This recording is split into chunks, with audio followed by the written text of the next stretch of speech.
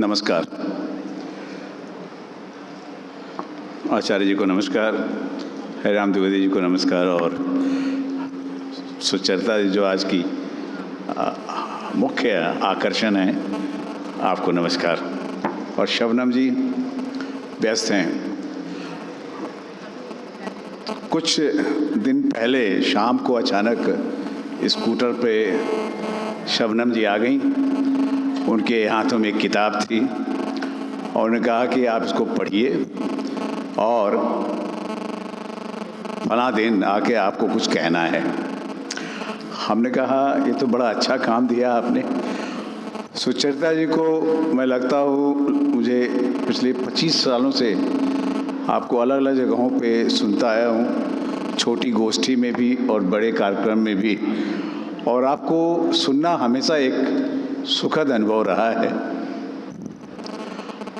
तो इसलिए जब ये किताब पढ़ी, मैं सहस्त्र निगाह से पूरी तरह से पढ़ गया।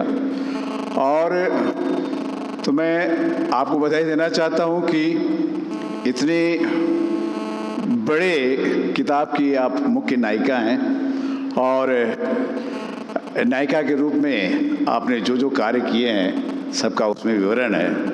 बधाई हो आपको। और दूसरी बधाई शबनम जी को, जिन्होंने गागर में सागर भरने का काम किया है और आपके व्यक्तित्व को, कृतित्व को, आपके अंतर्मन को इस पुस्तक में रखने का काम किया है। और दूसरी बात, बड़ी चतुराई से इन्होंने इस किताब में बहुत चीज़ें मिलाई है। आपकी बात तो की ही है, साथ साथ इन्होंने संगीत की भी बात की। और कहती है मुझे संगीत का सा नहीं आता है। ये तो मैं नहीं मान सकता। जब इतने सालों के साथ, सालों से आप सुचरिता जी के साथ हैं, नहीं गंवाने की कोई बात नहीं है, लेकिन साथ तो पता है ही, क्योंकि इतने दिनों जब आपके साथ, जब आप साथ रही हैं, ये संभव नहीं है कि आप संगीत को नहीं जान सकते। अभिव्यक्त करना अलग बात है, अभिव्यक्ति अलग होती है, लेकिन जानना ये तो भाई साथ रह के व्यक्ति स्वयं ही जान जाता है। तो आपका ये बात चलेगा नहीं कि मुझे सा नहीं आता है, क्योंकि जिस तरह से आपने किताब की रचना की है, जिस तरह से आपने अलग अलग संगीत की अलग विधाओं पर बात की है, कोई दूसरा कोई ऐसे नहीं लिख सकता है। माना कि आपका सहयोग जरूर होगा, नहीं, आपका सहयोग जरूर होगा, इसमें कोई अतिशयोक्ति नहीं है, लेकिन ये आपका अपना भी उसमें योगदान है, इसलिए आप बधाई की पात्र हैं। विशेष बात यह है कि ये पुस्तक सिर्फ जीवनी के लिए नहीं याद किया जाएगा, बल्कि संगीत के क्षेत्र में एक अलग अनुपम धरोहर के रूप में भी याद किया जाएगा, क्योंकि आपने जो संगीत की विधाओं का अलग अलग पूरा विवरण दिया है, ये आने वाले विद्यार्थियों के लिए, संगीत साधकों के लिए बहुत ही उपयोगी साबित होगा, ये मेरा मानना है। इस पुस्तक में सबसे बड़ी बात जो मुझे आकर्षित किया वो आपकी संघर्ष कथा व्यथा। मैं यही पढ़ के यही सोच रहा था कि आखिर आप में वो कौन सा उज्जीवटपन कैसे आया, वो क्या चीज़ है जिसने आपको इतना मजबूत बनाया, और जो संगीत के प्रति जो आपके प्रेम के साथ के प्रेम को इतना प्रगाढ़ कर दिया कि बाकी चीज़ें गौण हो गई। व्यक्ति कष्ट क्यों सहता है किसी बड़ी चीज़ की प्राप्ति के लिए?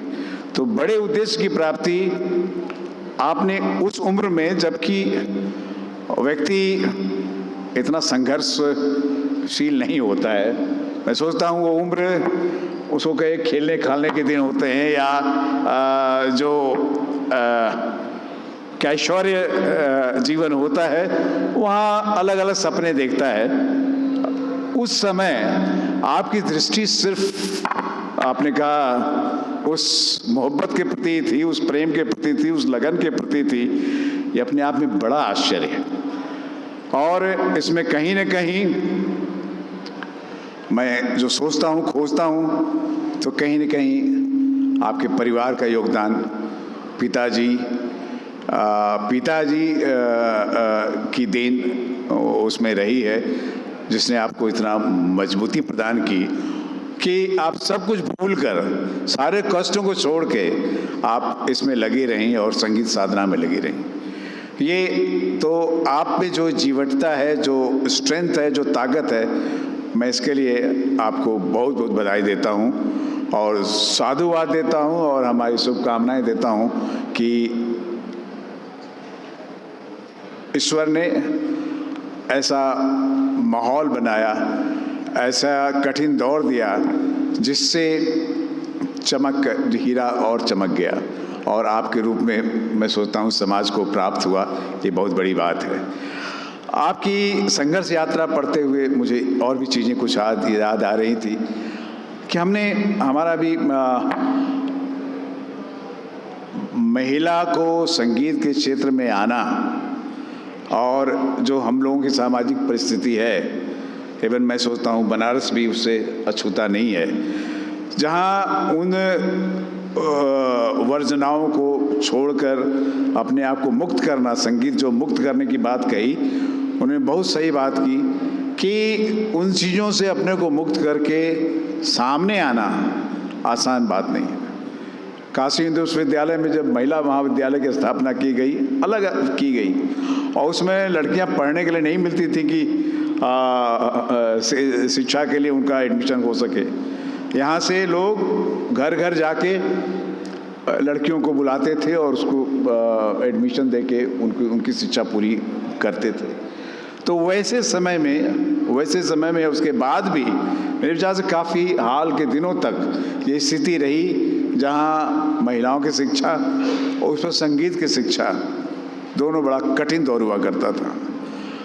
और हमने ये पाया है कि वो महिलाएं ही इसमें आगे बढ़ी हैं जिन्होंने कष्ट सहना सीखा, जिनके सामने और कोई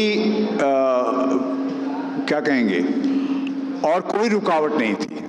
उनके सामने बस एक दृष्टि थी, एक लक्ष्य था जिसके प्राप्ति के लिए वो लगी रहीं, वही आगे बढ़ी और उन्होंने समाज में अपना स्थान बनाया। वरना मुझे लगता है कि एक सफल महिला के पीछे संभवतः सैकड़ों महिलाएं जो कि रास्ता पार नहीं कर पाती हैं। तो ऐसे महिलाओं के लिए मुझे लगता है कि आपकी पुस्तक प्रेरणा स्रोत बनेगी और ये संस्था भी कुछ ऐसा कुछ करे कि ऐसे लोग जो बाहर नहीं आ पाते हैं, सामने नहीं आ पाते हैं, उनको सामने लाने के लिए, उनको आगे बढ़ाने के लिए कुछ ऐसे व्यवस्था की जाए तो हम सोच के साथ कार्य में भी सफल साबित होंगे और शायद कला कस्तूरी कुछ इस क्षेत्र में और आगे बढ़ सके। इन विचार के साथ और शुभकामनाओं के साथ सुचरिता जी को और शबनम जी को मैं बधाई देता हूँ, धन्यवाद देता हूँ कि ऐसे अवसर और आएँ और उसमें हम सब सम्मिलित हों। धन्यवाद। Thank you.